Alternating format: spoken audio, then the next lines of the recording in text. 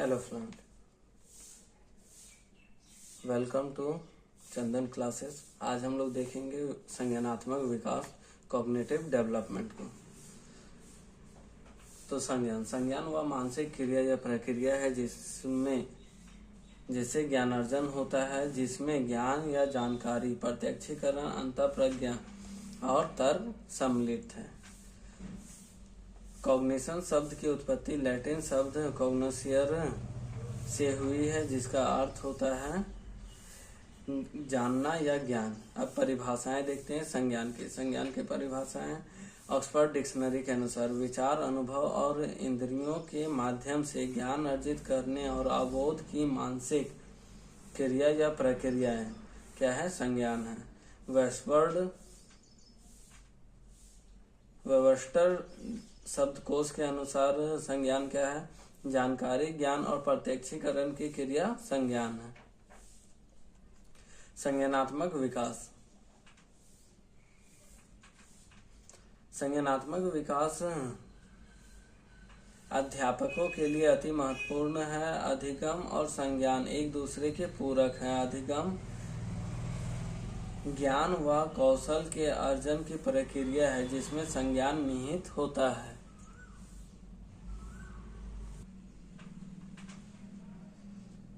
जिस प्रकार बालक के शारीरिक विकास के अंतर्गत उसकी समस्त शारीरिक योग्यताएं और शक्तियां सम्मिलित होती हैं, उसी प्रकार संज्ञानात्मक विकास के अंतर्गत उसकी समस्त मानसिक योग्यताएं और शक्तियां सम्मिलित होती हैं।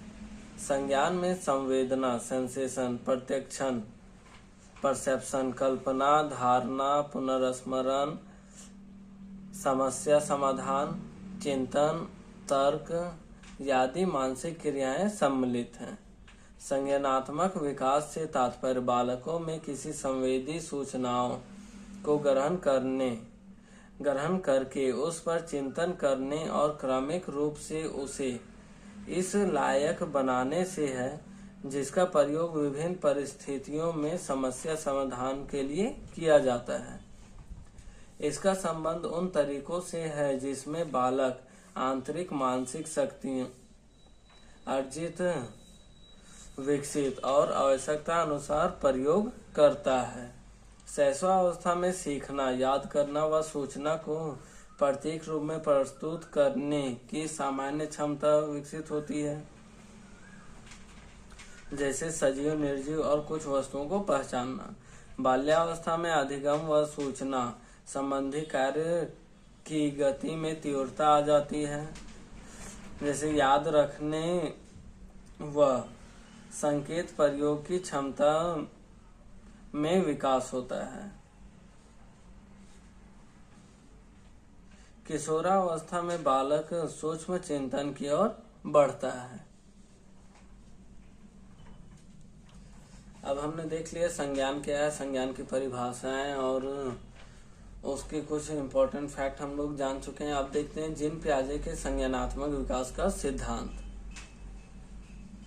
मोस्टली एग्जाम में यही जीन पियाजे के संज्ञानात्मक विकास को लेकर के ही प्रश्न पूछे जाते हैं। तो चलिए स्टार्ट करते हैं। जीन पियाजे स्विट्जरलैंड के मनोवैज्ञानिक व अन्वेषक थे।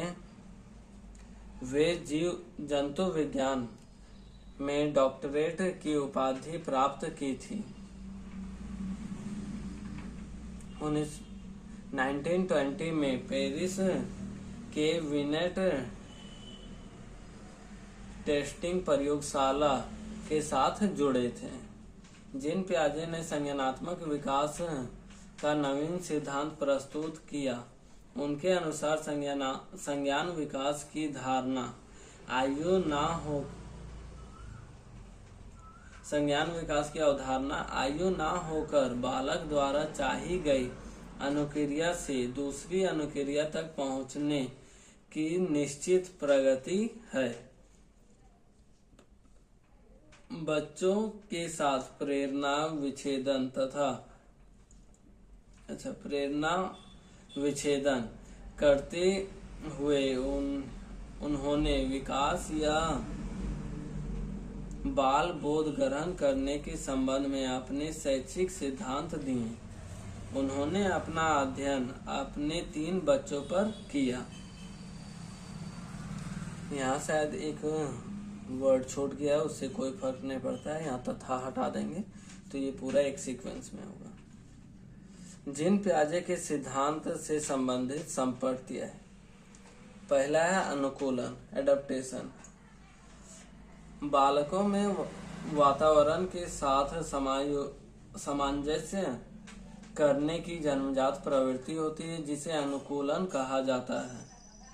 इसमें 2 उपक्रियाएं हैं, आत्मसातकरण एसिमिलेशन तथा समायोजन एकोमोडेशन।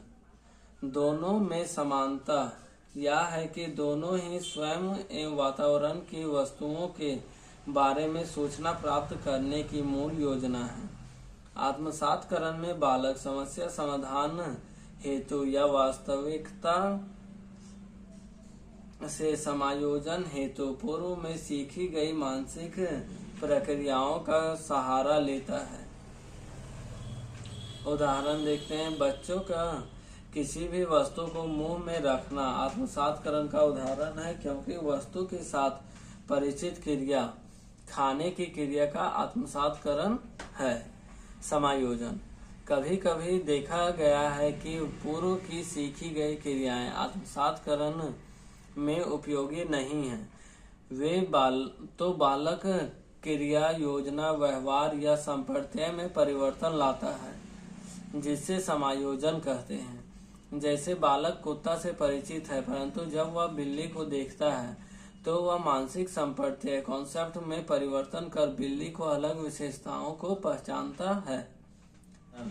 अनुकूलन का संप्रत्यय के संप्रत्यय से मिलता जुलता है।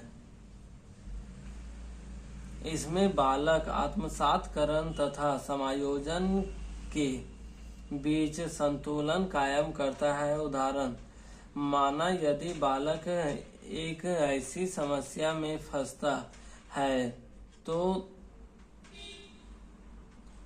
है जिसका उसे पूर्व में कभी अनुभव नहीं हुआ था। अब यहाँ उसमें असंतुलन उत्पन्न होता है, जिसे संतुलन में लाने के लिए वह आत्मसातकरण या संतुलन या दोनों ही प्रारंभ करता है। संरक्षण का तात्पर्य वातावरण में परिवर्तन और स्थिरता दोनों को पहचानने समझने की क्षमता तथा किसी वस्तु के रंग रूप में परिवर्तन को उस वस्तु के तत्व में परिवर्तन से अलग करने की क्षमता से होता है। संज्ञानात्मक संरचना। किसी बालक का मानसिक संगठन या मानसिक क्षमताओं के सेट को संज्ञानात्मक संरचना कहा जाता है।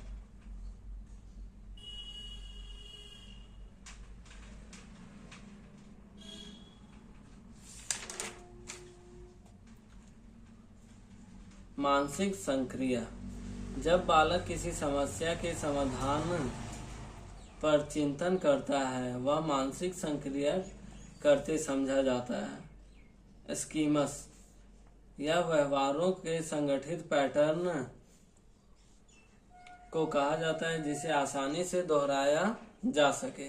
जैसे बालक का स्कूल जाने हेतु कॉपी किताब रूटीन के अनुसार रखना, ड्रेस पहनना, जूता पहनना आदि एक संगठित पैटर्न बनाते हैं। स्कीमस से पूर्णता भिन्न है। एक ऐसी मानसिक संरचना से होता है जिसका सामान्यीकृत किया जा सकता है। स्कीमस का संबंध एक ऐसी मानसिक संरचना से है जिसे सामान्यीकृत किया जा सकता है।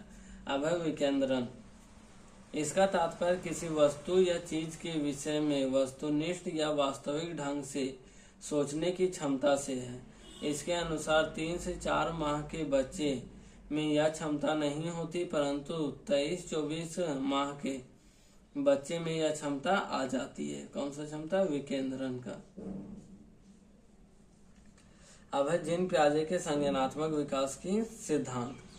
जीन पियाजे ने संज्ञानात्मक विकास को 4 प्रमुख अवस्थाओं में बांटा है।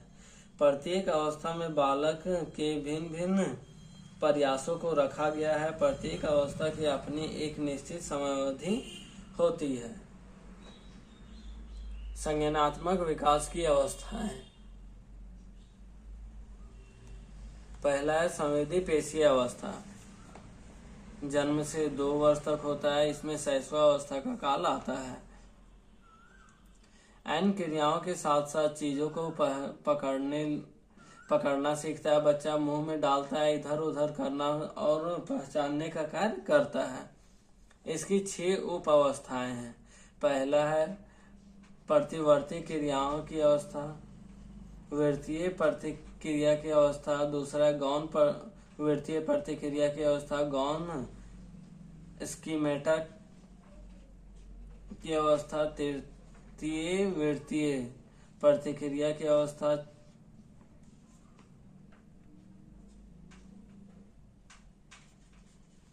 मानसिक और दूसरा है नेक्स्ट संयोजन द्वारा नए साधन खोजने की अवस्था।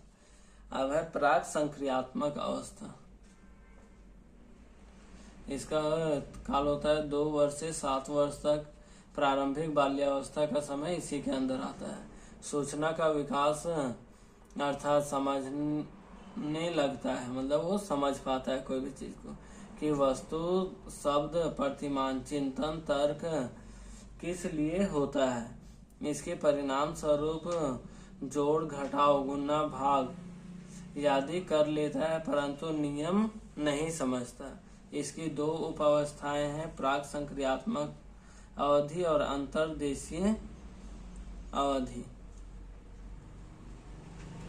ठोस संक्रियात्मक अवस्था, इसमें 7 से 12 वर्ष तक की अवधि आती है। इसमें उत्तर बाल्यावस्था इसे कहा जाता है। ठोस वस्तु आधारित समस्या का सरलता से समाधान, परंतु शाब्दिक समस्या का नहीं। ठोस वस्तु में जो प्रत्यक्ष रूप से समस्या रहता है उसका समाधान कर लेता है, लेकिन शब्द के रूप में बोल करके समस्या बताए तो नहीं कर पाता है। चिंतन व तर्कन की क्षमता बढ़ जाती है। इसमें पलटवारी, रिवर्सिबिलिटी का गुण आ जाता है। मतलब ये जोड़ है तो उसको फिर घटा करके मूल नंबर को ला सकता है। तो ये हो गया प्रत्यावर्ती, रिवर्सिबिलिटी। जैसे 2 दूनक 4 होता है तो 4 को 2 से भागा देंगे तो 2 आएगा। ठीक है, ये सब वो कर पाता है। 3 संप्रत्यय का इसमें विकास होता है, जैसे संरक्षण, संबंध और वर्गीकरण। क्रमबद्धता का भी विकास होता है। अब देखते हैं हम लोग औपचारिक संक्रियात्मक अवस्था। ये 12 वर्ष तक होता है। 12 वर्ष से प्रारंभ होता है। वयस्क अवस्था का यहाँ प्रारंभ होता है। ठीक है। चिंतन के क्रमबद्धता, समस्या समाधान काल्पनिक रूप से सोचकर वह चिंतन करके कर सकता है। चिंतन लचीला हो जाता है, प्रभावी होता है। समस्या के एकांशों का ठोस रूप में उपस्थित रहना अनिवार्य नहीं। अब जो भी समस्या है वो ठोस रूप में वहाँ उपस्थित नहीं रहेगा, अप्रत्यक्ष समस्या का भी वो समाधान कर पाता है। तो आज हमने देखा संज्ञान किसे कहते हैं, उसके परिभाषाओं के देखे।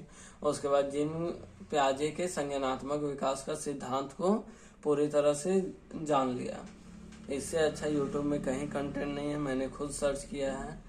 तो वीडियो अच्छा लगा हो तो लाइक करें, दोस्तों के साथ शेयर करें और चैनल को प्लीज़ सब्सक्राइब करें और दोस्तों को भी सब्सक्राइब करने को कहें। Thank you for watching.